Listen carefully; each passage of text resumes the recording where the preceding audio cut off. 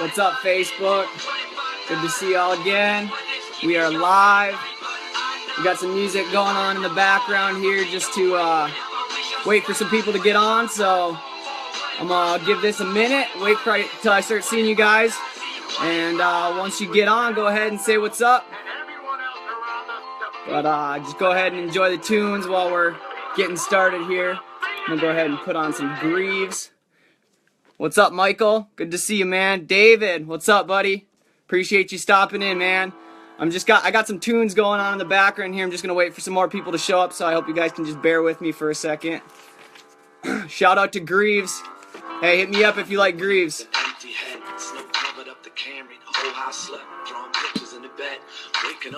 I know this is a little loud, so I'm gonna turn it down once I get started here. And went through my soundtrack. I got some more chill jams today. Yesterday was a little mainstream, not quite my style, but I think you guys will like the music that's going on in the background here. So we got a couple people on. Say what's up if you're just getting here. I'd like to see everybody that's joining me today. And hey, if you were with me yesterday and you liked what you saw, you enjoyed hearing my story, please go ahead and share this. I'm trying to reach as many people as I can with my story, so just bear with me here. We're gonna get started here in just a second. David, what's up, man? Hey, we should talk soon, man. I wanna see you face to face. Maybe you got some better internet connection today, but if not, maybe we'll just do a video call, man. I'd appreciate that. So, hey, if you're just getting here, say what's up. I want to see all your beautiful faces. Just got done listening to some positive affirmations, so really trying to stay positive and energetic for this one. So I hope you guys enjoy this. Part two of my story. Part two. Drugs, blood, and oil. So, Julian, what's up, my man? Julian from Jamaica. Him and I have been in touch lately, and it's been really good getting to know you, Julian. I appreciate you stopping in today.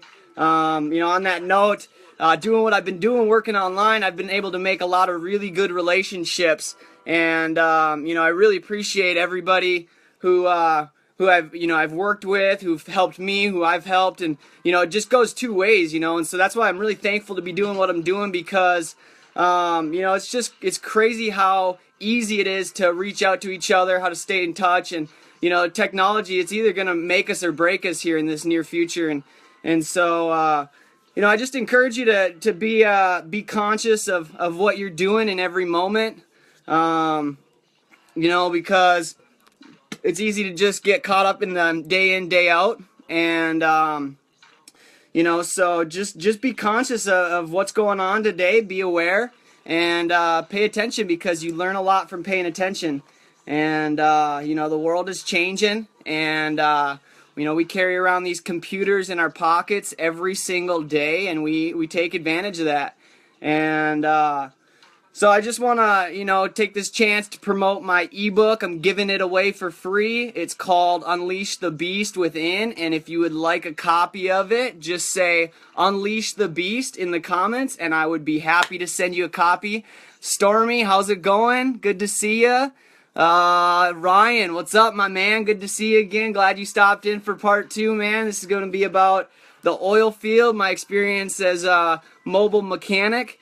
And, so I got let's see here if I had a post-it note yesterday. I post up on my computer here, but so I'm trying to work on my fillers here, so practicing my public speaking a little bit, and it's nice to be able to get on Facebook Live and communicate with the entire world. So Emma Malley, good to see you. I'm glad you made it. Hope you're enjoying your lunch break. Austin Bevington, good to see you, man. Tracy, you made it, man. Tracy, my man, Tracy. Tracy and I have been working together. We teamed up. We're working on some of the same projects. And, I want to take this chance real quick to talk about the webinar that we're going to be doing. We're still working on the platform that we're going to be using. But him and I have been talking a lot lately, and I'm really excited to be working with him. And you know, it's just crazy because, you know, we never really know who we're talking to. It's easy to get caught up in ourselves and to forget about, you know, the world outside of us. Marky, glad you made it. And so, you know, Tracy, he sent me a link, you know, one time for a business that I'm very familiar with, and there's a reason that I'm not in that company, but you know, I kind of busted his balls at first. I was a little tough on him, you know, but I just gave him some value, you know, called it how I saw it, and I wasn't afraid to say it how it is. And we ended up, hi Auntie Deb, good to see you. And so, you know, after talking with Tracy, him and I have, you know, really started to develop a relationship, and so, you know, it's like I said, it's crazy. We never really know who we're talking to. And Tracy has actually rubbed some shoulders with some very big wigs in NASCAR. He used to be a NASCAR spotter, and I would have never known that had I just said, oh, you know, like this guy just trying to send me a link. You know, I'm not interested. Like, oh, just cut my losses. I don't need to talk to this guy. But I didn't, you know, and you know, so giving him the benefit of the doubt and you know, trying to learn from everybody that I encounter, it really went a long way with this one. And so him and I have actually teamed up, and we're going to be doing a live webinar coming up here in the next couple weeks, and I'm really excited for that. I know Tracy is too, and so I hope that you guys get the chance to come in and check it out. We're not going to be pitching you guys any businesses or any money-making offers or anything like that. If that's something that you're interested, go ahead and get in touch with us because we'd love to share it with you. But, you know, in the meantime, we're just trying to bring you some value about technology, these computers that we carry around in our pockets, and how easy it is to be in touch with each other, to spread our message with the world. And we can get paid for sharing our message. You know, that's really what it's all about.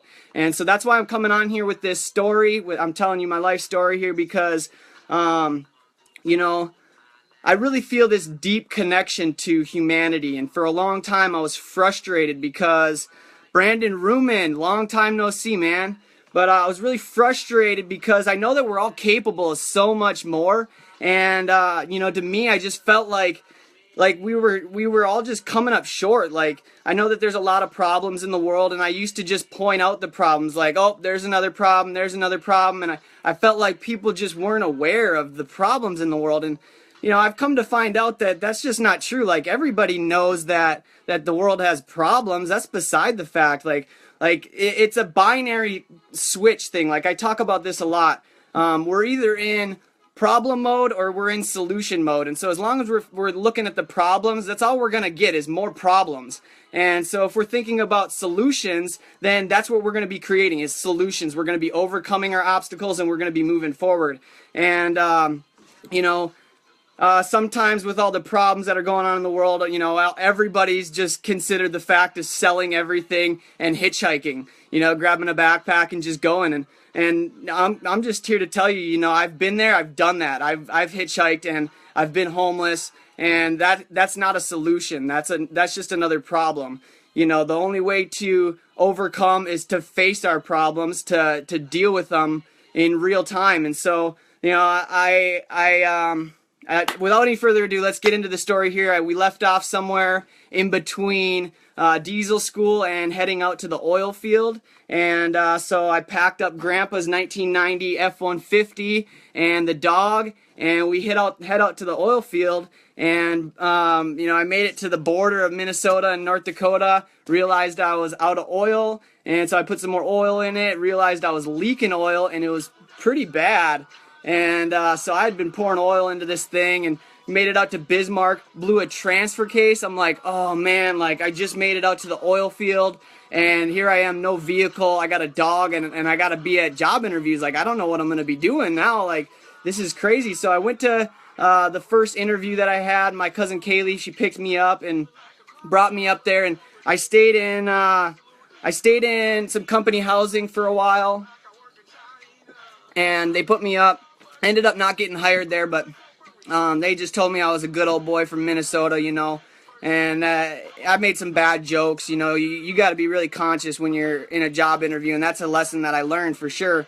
And so I walked down to the gas station after, you know, they told me that they weren't going to be taking me on, and I didn't know what I was going to be doing. And on the way down there, I got a phone call from another company that I had applied with, and they said, you know what are you up to? What are you doing? Well, hey, you know, I just became free, so, you know, I'm down at the gas station right now. I got the dog and I got some tools. They said, great, you know, we need you right now. We got a lot of trucks that are broken, and we'll give you a shot. And so they said, I'm sending a guy right now to come pick you up. You know, be ready. So they picked me up and brought me over to the shop and put me to work for about 3 or 4 days before the owner of the company seen the dog leaving the room that I was staying in one morning, and he said, dude, I told you no dogs. Like, I told you had to leave the dog outside, and you didn't listen. Like, that's just a big one right there. Like, I gotta let you go, man. I'm gonna cut you a check. And I was like, dang, like, oh, my first job in the oil field, and I'm already done, you know. So I called my cousin Kaylee. She came and picked me back up and brought me to the house, and I got on the internet again and started looking up some job opportunities and stuff, and ended up having an opportunity with John Deere, Gooseneck Implement. And, you know, so they asked me where I wanted to go. They had a couple of different locations that I could check out, and I said, you know, hey, if I'm in the oil field, I'm going to go to Williston. Like, I'm not messing around. I'm going to the heart of it. And I had heard some stories about bullet holes and cop cars and all sorts of craziness, and I said, I'm going to go to the oil field. So my truck got fixed, and I went and picked it up, and I worked in Bismarck for a day. One of the ladies that was at the shop that was getting her stuff fixed too, she seen me, you know, getting my stuff back, asked me what I did, and I said, you know, I'm a diesel mechanic, but I work hard. I'm just looking to make some money in the meantime. And so she said, well, my son, you know, he might need some work. I can give him a call. And, you know, so the kid ended up putting me to work for a few days and put some cash in my pocket, and I was super thankful, and filled up the gas tank and, you know, hit the road for Williston. I had an interview with John Deere, and so I made it up there and found John Deere, and it was late. You know, I ended up hanging out in one of the harvesters at the John Deere dealership, and, you know, putting the radio on and playing with all the buttons and stuff at John Deere. And the next day I had my interview, and they asked me some questions and stuff, and you know, I just didn't really like anybody who knows me knows that I like to ask questions. Like, that's like my number one thing. Like, I definitely ask questions all the time, but in that interview I was so concerned about being confident, and that I kind of overlooked the fact of, you know, being inquisitive, and I didn't express that enough, and so they didn't give me you know, the job. They said, we're gonna pass on you. And I got another phone call from another guy. He said, where are you? I said, Williston. He said, great, you know, I'm coming to pick you up at Walmart. Like I need you to go to work right now. And so he gave me an opportunity. The man's name was Denny, and I'm super thankful for the opportunity that he gave me. And I worked there for a month, and I had some company housing and stuff, and everything kind of started to die down. And I went down the road to another shop down the road and asked them if they could take me on, and they said, yeah, we can take you on, but we're gonna, you know, I don't know what Denny's paying you over there. I said, well, $20 an hour. And he said, well, I can't pay you $20 an hour. I can give you 15. And I was like, man, like, that sucks, but, you know, I need some hours right now, so I'll take it. And so they put me up, and I ended up starting rubbing shoulders with the mechanic that was working there. His name was Adrian, and we called him Ace. Because, what's up, Kaylee? Good to see you. Hey, if you're just getting here, say what's up in the comments. I'd like to hear from everybody. So Ace and I, we started rubbing shoulders together, and, you know, smoking cigarettes and talking. And, you know, he told me what he's been through, and he worked for Caterpillar for 25 years. And so I was like, you know, I need to know this guy, and he's got a lot to teach me. And so I was excited about that. And so we ended up, you know, going to the bars and drinking and driving the company. Well, he was drinking and driving the company truck. I was just along for the ride, but we ended up getting in trouble for that, and they wanted to let us go because of the whole drinking incidents. You know, we were the only two mechanics that they had working for them. Everybody, they usually just had truck drivers turning the wrenches, which was kind of a joke. But so, anyways, they let us go, and you know, we're like, well, now what do we do, Ace? And well, you want to go to Sturgis? Like, Sturgis is coming up. Let's go to Sturgis. So we grabbed our paychecks and loaded everything up with the dog, and we headed out for Sturgis, South Dakota, and got down there, and it was off the chain. It was like the 75th anniversary, and it was just wild. Like, there was so many people there, and we ended up both getting a DUI in Sturgis, and And now we're like, well, shoot, you know, we can't stay in South Dakota. They got our number now. So I was like, Ace, you know, you want to go to Colorado? Pot's legal, man. You know, pot's legal, dude. But what's up, Anthony? And so we loaded up again and hit the road for Colorado, and we didn't have a plan at all. We just knew that we were going to Colorado and we were going to figure it out because we had tools and we had, you know, skill set. And so we get down there and get on the internet and stuff and start looking for some work and stuff. And this woman named Bridget ended up giving us a job at her little recycling company that she had going, and she gave us a shot. You know, we put in some time, and you know, she didn't pay us much, but it was enough for beer and cigarettes. And we were sleeping in the truck. You know, it was a rough time, and we were just on Craigslist looking for work, trying to figure it out. And ended up getting an opportunity with a guy who had 15 trucks, and that was down in Denver. So he had some company housing for us, and we ended up sleeping in the shop at the office there. His brand new office a brand new shop that they had just gotten for the company. And so we worked there for about a month together, and it was salary work, so it was, you know, pretty relaxed. But ended up, you know, we're in Colorado, you know, so I'm smoking weed, pot's legal, you know, and ended up getting fired for it, you know, and Ace was actually the one that fired me. And I was like, come on, Ace, like, you got to stick up for me, man, you know. But he, you know, he liked the job there, and you know, he just had to do what he had to do. Sometimes the hammer comes down and you do what you got to do. And so that's what he said, you know. And so I was like, all right, you know, I'm gonna go do my thing. Like, I'll see you when I see you. So I packed up the truck, and the first thing I did was I thanked the Lord for my freedom. I was just thankful that I had freedom, you know. I'm very thankful for my freedom. Like, I'm a big proponent of liberty. I'm a libertarian, to not get into politics or anything like that. Hi, Tiffany. Good to see you. Say hi to Amber for me. And so I asked myself, what do I want to do? And to me, it was very obvious. Like, I'm in Colorado. I knew exactly what I wanted to do. I wanted to ride snowmobiles.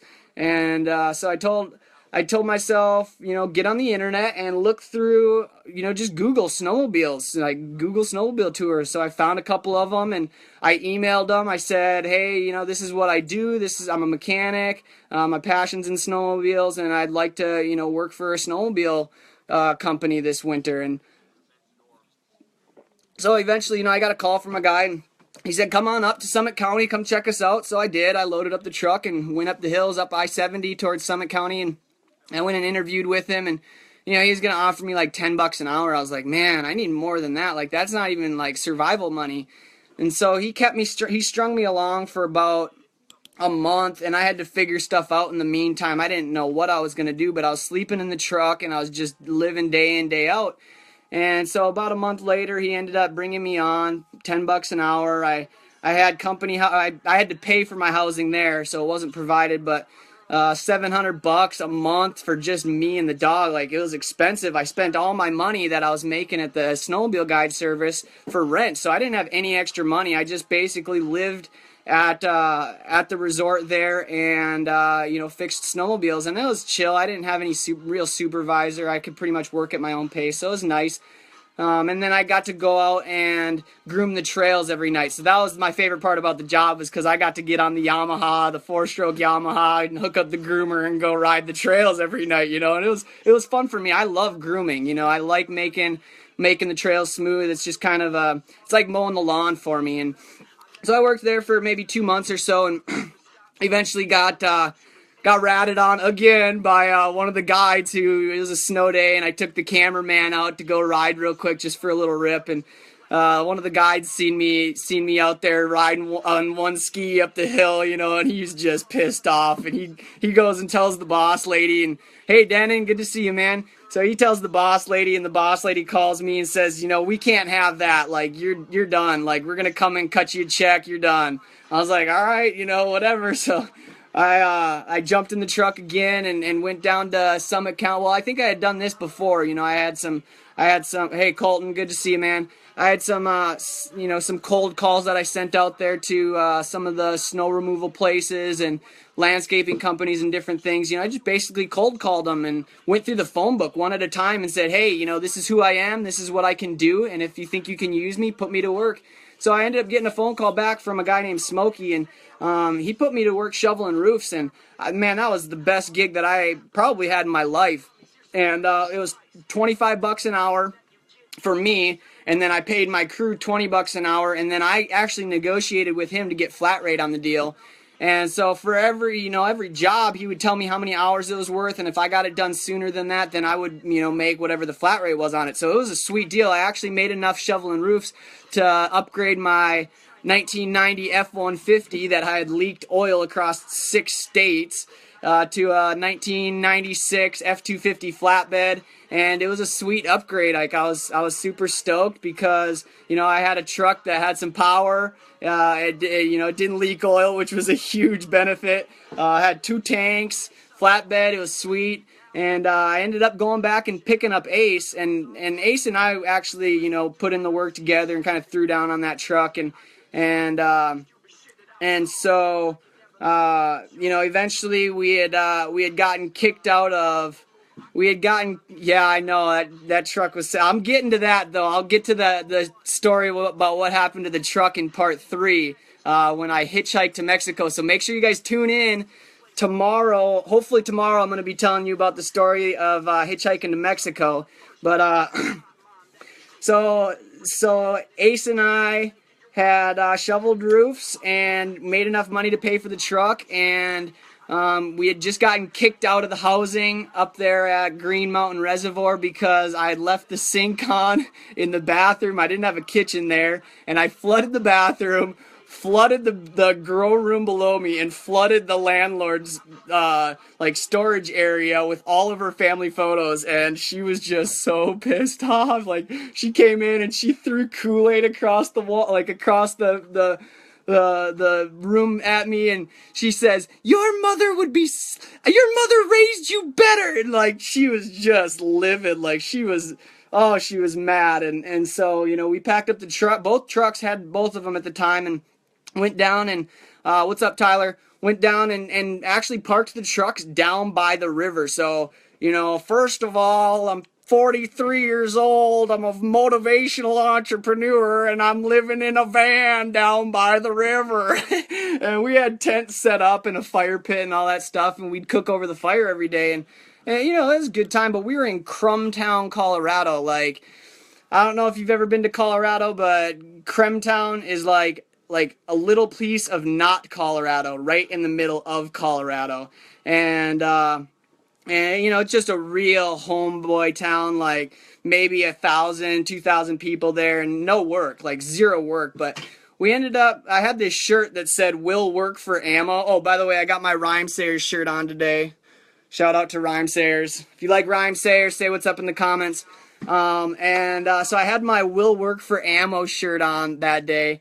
And this guy at the liquor store, he seen me wearing that shirt, and he's like, "Oh, I like your shirt." And I was, "Hey, thanks, it works, And this is a good song, Tom Meany. If you ever get the chance, check out Tom Meany. It's really positive. And so the guy said, "I know this guy named Mark. He'll put you guys to work, And so we went over there, and he had this 60 something mid-60s Jeepster project that he was working on. And so Ace and I went to work doing some body work and mechanicing work on it. And he didn't pay us much. He basically fed us and bought beer, but it was enough to keep us alive, and it gave us something to do, which we were extremely thankful for.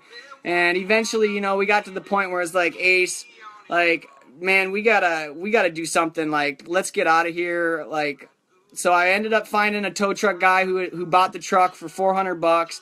I sold Grandpa's 1990 F-150 for the $400 to, pack up the new truck, the F-250 flatbed, and drive on up to the oil field. I said, the oil field is going right now. Like, I would be an absolute fool to be missing out on this. So I loaded them back up, and Ace and I hit the road, and we got up there, and it was like in the first week, we got picked up for DUI again. DUI and paraphernalia. Like, oh God, here we go again, back to jail.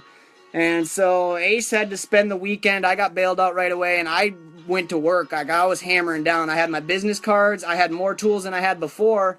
And, I said I can run my own service truck out here, and that's how I'm going to make my money is, I'm going to do my own thing.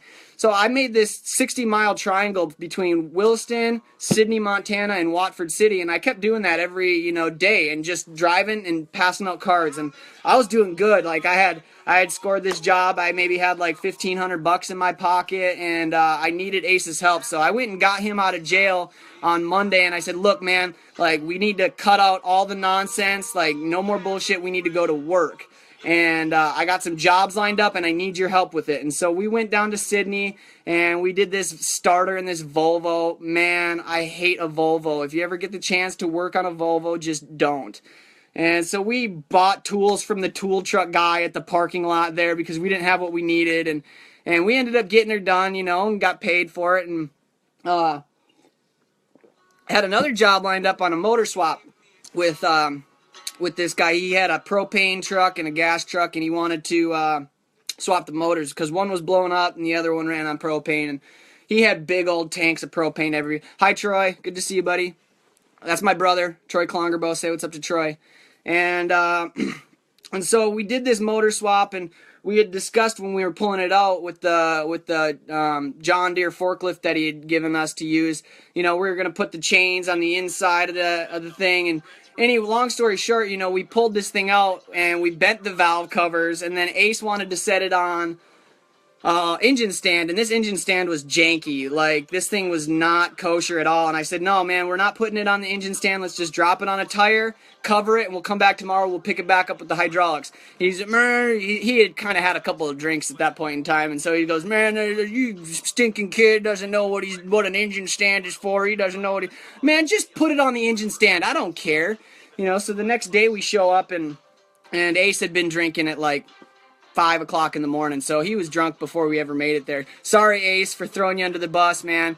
But we ended up getting there, and Rich, comes walking out as we pull up, and he goes, you said that you're the guy to talk to. You're the boss on this one, so I'm talking to you. We discussed this and that, and you bent that oil pan, and you bent the valve covers, and I just don't know anymore. And so we went out there to go check it out. What's up, Austin? We went out there to go check it out, and I was like, dude, we did mess up pretty bad. And he ended up walking over there, and he ends up saying, I just got to let you guys go. I'm going to cut my losses on this one. I can't have you guys working on it anymore. Aaron Dusek, what's up, buddy? Long time no see. So I told Ace, I was like, look, man, you know what I'm going to say. Like, just tell me what I'm going to tell you so I don't have to tell you. And he's like, oh, I know what you're going to tell me. I said, well, tell me then. He's like, I don't have to tell you. I said, yes, you do. It's like, no, I don't. I said, well, look, there's no more drinking and working. Like, that's it, man. I'm done with this. Like, we can't be doing this anymore. It's not professional. You can't work with alcohol in your breath. Like, it just doesn't work. And he goes, oh, you stinking kid. And I just got pissed off. And I jumped up there on the back of the flatbed, and I started pulling beer cans out of the cooler and just throwing them off the back of the truck. And I jumped down off the back of the truck and started stomping on him, and Ace got all pissed off and walked off, and I was like, whatever, he's going to go talk to Jesus, and, he'll get himself straight, he'll come back, and everything will be cool. Well, he comes back, and he says, look, I'm grabbing my stuff, I'm getting out of here. And I said, all right, man, if that's how it's got to be, I'll catch you later. So he grabbed his stuff and took off, and by the time I grabbed, jumped in the truck to leave, and I checked, my stash spot where I had my cash, and all the cash was gone. Sorry again, Ace, for throwing you under the bus. So, hey, I don't know what happened there. I don't know, man. All I know is that I had cash and then I didn't have cash. But, so, Ace wasn't around no more, and I had to do my own thing. I had to figure it out, and Ace was my mentor. Like, I'm lucky. I'm very lucky to have mentors. I'm very lucky to have the family that I have that loves me. And, I'm blessed. Like, so, I've been through some stuff, but I don't want to downplay the fact that, I'm very lucky and I'm very blessed. And I was lucky to have Ace work with me as a mentor. And, but here I am all on my own now, and I got to figure it out. So, I had my business cards, and I went around the truck stops passing out business cards, sliding cards in trucks' windows, and just hammered down all summer, and ended up partnering up with a couple other mechanics around the way. And they, it probably wasn't the best situation. They were into, some chemical issues, and, viewer discretion here. I ended up getting involved in some of those things too. Like, alcohol's one thing, but this is a whole nother thing. And so I started making bad decisions that I'm not proud of, but I learned from them. It's there's no such thing as failure. It's lessons learned. So I haven't failed at anything. I've made a lot of mistakes, and I've learned from those mistakes. And I just want to reiterate that right here. There's no such thing as failure. So don't ever for a second think that you shouldn't go out and do something because you might fail. Go out and do something because you're going to make mistakes, and when you make those mistakes, you're going to learn from them. And so that's something that I did. I learned from every single mistake that I ever made, and I didn't always have the tools that I needed. I didn't always have the experience that I needed, but I knew two things. I knew that if I needed tools, I could go and buy them, and I knew that if I didn't know, I could figure it out. And those two things got me, through my whole mobile mechanicking experience out there. And I ended up buying a camper for a cigar and put it on the back of the truck. So I had this, truck camper on the back of the flatbed, and it was probably not the best idea at all. But I ended up taking my camper. I had some cash in my pocket, and I said, I'm going to Montana. Like, I'm done with the oil field. I don't want to be working in the oil field during the winter, and it's like mid 40s, mid 50s in Bozeman, Montana. So that's where I went. I went out to Montana, and I volunteered at Bridger Bowl. If you've ever skied at Bridger Bowl, say what's up in the comments. Bridger Bowl is where it's at. You can take the ski lift all the way up there, and then you can also hike up way up above. Oh, Bridger Bowl's off the chain, but I worked there and scrounged it out for a long time. And Bozeman's not really the place to go without a job. I was kind of stubborn. I wanted to do my own thing, and it just, Bozeman didn't really vibe real well with me, but I got to do a lot of snowboarding, and I had a good time and got my tax returns. Bridger is the best place ever. I got my tax returns. I bought a laptop computer, and I used the rest of it in gas money to get back out to the oil field. I said, the oil field's still going. I don't know why I've dipped out on it so many times, but I need to get back there because that's where it's at. So I went back to the oil field and took the camper off of the back of the truck and had my flatbed back again. And I had bought this little trailer, this little utility trailer, and totally tore it all down and fixed it all up.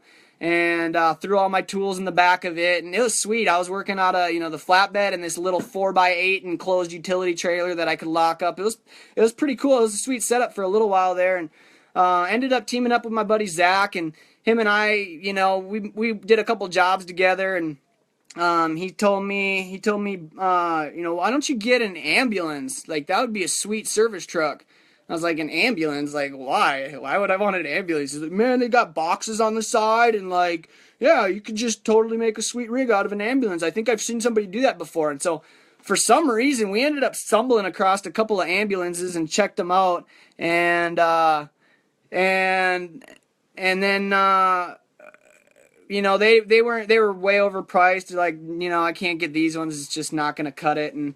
And so I ended up pulling over at Walmart one day and checking out this African's van. He was broke down. Leave it to Walmart to find a car broke down in the oil field. Like, if you need some work and you're a mechanic in the oil field, just drive around Walmart parking lot and you're guaranteed to find some work. And so I pulled up and I helped this guy out, and he's like, yeah, I'll give you $40, blah, blah, blah. He ended up shorting me, whatever. We went down to the bank and got some money and came back. And when we pulled back up and he dropped me off, I seen this huge service truck parked over the way. And I just jumped out and I walked over to the boys, and it was a well service company's service truck. And I said, hey, sweet service truck, I like what you guys got going on, and I'm actually looking at upgrading myself to an ambulance. And they said, really?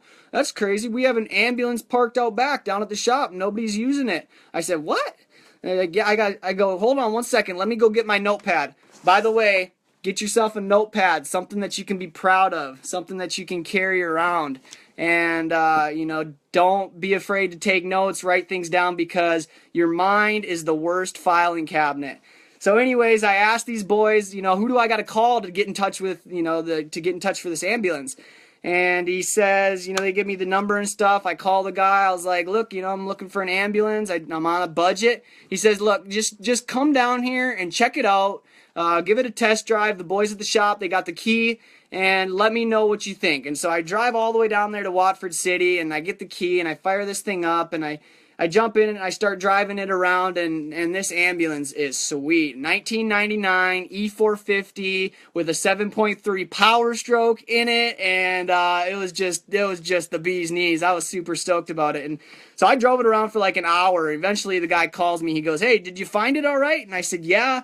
You know, I'm just making sure to give it a good test run because I really want to drive the vehicle that I'm going to be buying." I told him straight up I'm going to be buying it. I didn't have any money in my pocket, but I knew that that's what I was going to be buying. And I did the same thing with the flatbed. Like, I knew that I needed to upgrade, and so what I did was I put myself in my vehicle, my old vehicle, and I visualized driving the new vehicle, and I gave thanks for that feeling. And when you give thanks, gratuity is the most powerful emotion, because when you give thanks, you're putting it out there in the universe that, you know, it's setting you up to attract more of whatever it is that you're thankful for.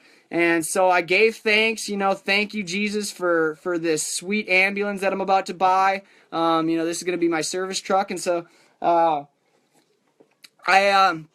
put in a month and a half, and I saved every single penny that I could, and I had a fat stack of $100 bills. And a month and a half later, I drove down there. I called the guy. I said, "Look, I'm coming to pick it up."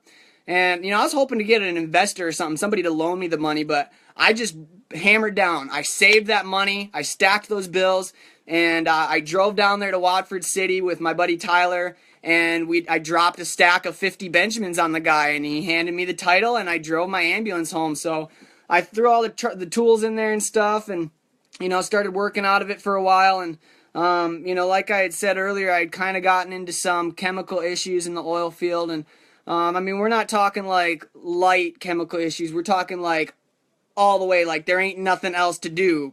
Like, you can't get any like crazier. And so I'm not proud of it, but I've learned from it. And so I remember showing Ron Jellison my ambulance, and you know, I was proud of it. Like, when I first got out there, I was like, I hated Ron Jellison. Like, he was always on the radio. Like, I always heard bad things about, you know, he charges too much and this and that. And finally, you know, I didn't sell him short. I always tried to maintain positive business relationships with everybody in my industry, and that always played out to my benefit. Like, it doesn't, like, there's no such thing as competition. Competition is an illusion. It doesn't exist. Like, I had my own unique way to provide service to the customers, and he had his own unique way to provide service. Like, if they wanted, you know, a head gasket done or like an in-frame done, it's like, look, you just got to take it down to Ron. Like, I can't do that. But if they needed, you know, like a slack adjuster or some easy stuff, I would do it, and it would be done today. But Ron Jellison, he was a month or 2 months out. And so we had this trade-off, you know, and so I maintained a positive working relationship with him because he was in my industry, and I knew that, you know, it was only going to benefit me to stay positive with him. So I come down there to show off my new service truck to him, and he jumps up in there with me, and he's checking it out. We got the flat screen TV up in the corner, Xbox 360, the mini fridge, a toaster oven. I put a subwoofer in it. Like, I had this thing awesome. I had like a little bed made up in there so I could sleep in it. And it was sweet for like the entire winter. I slept in it. I let it idle all the time. I could idle for 7 days on $60 worth of fuel. And anyways, I remember Ron Jellison telling me, very specifically, I remember the time when he said, you know, I've heard a lot of things about you, kid, and you know, basically they tell me that you'll be a good mechanic one day if you ever lay off the drugs. And boom, like a brick wall. I was just like, whoa, Ron Jellison knows about like what I've been up to. And I was just like, that hit me hard. I was like, gosh, I got to get out of this. And it only got worse. Like, I ended up meeting like more people that like got into that stuff, and just got more involved in it. And I had been saving up some money to go on vacation to Mexico, and I helped my friend sell a trailer, and I had $2,500 in my pocket one day. And the people that I were hanging out with, they kind of knew that I had the money, and I ended up getting, you know, jumped and robbed for $2,500, and 900 of that money was mine, and the other 1,600 of it was my friends. And so I was supposed to be going to Mexico on vacation. I was supposed to be going to seeing him, and I had to call him and tell him, look, I got robbed. And he's like, no, like, you're lying to me, like, you took that money. And I was like, man, I just don't know what to say. Like, I'm telling you the truth. And like, that's the hardest thing, is to tell somebody the truth and they think you're lying. And how else do you reiterate it? Like, I'm telling you the truth. Like, I want to make this right. And so I spent the next 3 months working hard. I started a painting company with my buddy Christian. I had to put off the Mexico vacation. And me and Christian, you know, we went to work. He had been painting houses and talking about the amount of money that he could make. I said, dude, we can get that. Like a paint machine, some rollers, and some spray. Like, dude, too easy. Like a painting company? Hell yeah. So we did that for a while, and he ended up kind of shouldering up, elbowing up with the girl that I was kind of with at the time. And I was just like, I seen where it was going, and I just didn't want nothing to do with it. I was like, look, if they wanna, you know, shoulder up and be friends and stuff, let them. And so they, you know, they did their thing, and I left, and I ended up getting another DUI that night. And so I spent the night in jail. I spent like 3 or 4 different times. I spent my birthday in jail. So I think, like, if I don't go to jail this year on my birthday, I think it'll be like the first time since I turned 21 that I wasn't in jail on my birthday. But what's up, Fernando? Good to see you, man. And so I where was I at here? I just gotten a DUI, and I knew that I needed to go back out to the oil field. I left my truck out there, and I had some things that I had to swoop up out there. So I grabbed the 1998 Volkswagen turbo diesel Jetta that, you know, I knew it had issues, but Colton and I, we loaded it up and we hit the road, and we took off to the oil field, and ended up losing a wheel bearing in Grand Forks. Had to change a wheel bearing out in the O'Reilly parking lot. And then we ended up getting to Bismarck before we had bought the water pump that we needed, because we knew the water pump was going bad, but we didn't change it out, and because it was a lot of work. And so we figured we'd just get to where we were going. I had a court date that I had to get to out there, and we're going down the road somewhere in between Bismarck and Dickinson, and the AC goes out. I hit the button a couple of times, and all of a sudden, poof, we look in the rearview mirror, and there's a belt and a pulley. One's going one way and one's going the other way. We're like, oh great, no power steering, no water pump. Like, how are we gonna make it now, you know? So we limped it on down the road. We kept pouring water into it. Man, oh, jeez, I'm like, I didn't have a driver's license. Like, it was just like I couldn't even, like, believe what was going on. And I had to be in Williston, like, in 2 days. So we get to Dickinson, and I knew some people there. I borrowed a truck, and God knows why they let me borrow their truck, but they did. Like, I still owe that guy for that time. But he borrowed me his truck. We drove up to Williston. I made it to the court date. We came back down, got the Volkswagen again, and, you know, we just couldn't change the parts on it. We had to get the Volkswagen back up to Williston, because I had my flatbed up there, and I knew that if I got up there, I have a truck up there, everything would be cool. And so we drove the Volkswagen with no water pump, and it was leaking coolant, and so we had to pour water in it every 30 minutes, 45 minutes, and no driver's license. We took the dirt roads all the way there. Ended up pulling over one time, and because the cop was right behind us, I knew I didn't have a driver's license, and if he pulled me over, he was gonna check my driver's license. So I pulled over and jumped out of the car real quick, you know, to act him like I was checking everything out. He pulls up and rolls his window down. Hey, just checking everything out, you know, everything's good. You know, I walked up to his window and stuff, and he never checked me for my license. Like, whoo, like, made it through that one. And so we ended up, it took us 6 hours to make a 2-hour drive, made it up to Williston. And, you know, just kind of bumming around in Williston trying to figure it out, helping out my buddy Steve. And, you know, I didn't really know what was going on. We were just trying to sell the truck and get everything wrapped up there so I could go back to Minnesota. And ended up pulling Colton behind the Volkswagen one day and on the longboard. And I was going a little fast, and he told me, hey, slow down. And as soon as he told me to slow down, he let go, and he got the speed wobbles and just, like, flat on the pavement. I looked in the rearview mirror, and he didn't even bounce. It was just like shh, and I was like, oh no. And I, like, turned around and went back, and, like, he had like a 60-second memory. Like he asked me every 60 seconds to 2 minutes, like, oh man, my shoulder's messed up. I messed my shoulder up. Balls, what happened? Can you tell me what happened? I said, yeah, dude, you were longboarding and you fell, and I think you have a concussion, so do you want to go to the hospital? And I did that every 5 minutes, the entire 45-minute drive back to Williston.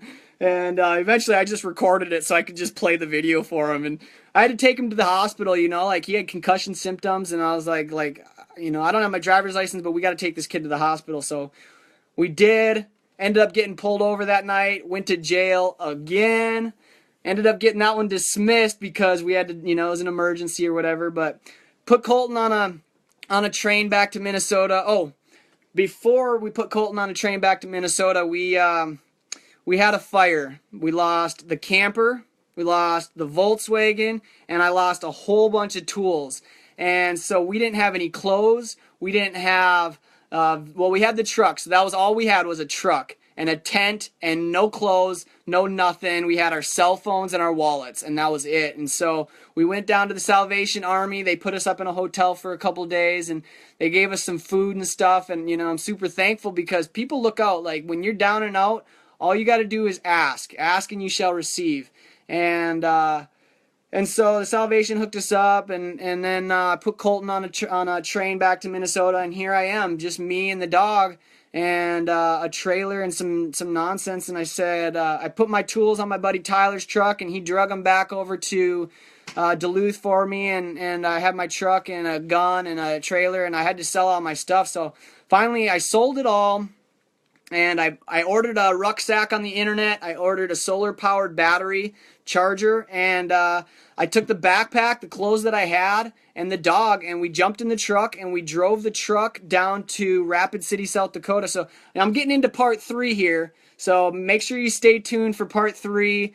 This is all about the experience of hitchhiking to Mexico. You guys are going to love it. There's some crazy stories to tell about this one, but ended up getting to somewhere outside of Belfouche and blew the tread off the tire. I thought I had a flat. I didn't have any tools. I didn't have a spare tire. I didn't have nothing. I'm like, how am I gonna, hey Paige, long time no see. I'm like, how am I gonna get down the road on this flat tire? Like, I jumped out of the truck. Luckily it wasn't flat. I was thankful that it was holding air. And so I made it down to the salvage yard and sold the truck, made 300. I managed to milk him for an extra $20, so for the toolbox that I had on the back. So he gave me $320, and I had my backpack and the dog, and that was like the beginning of my my hitchhiking to Mexico. And so that's the end of part 2, drugs, blood, and oil. And I hope that you guys enjoyed it.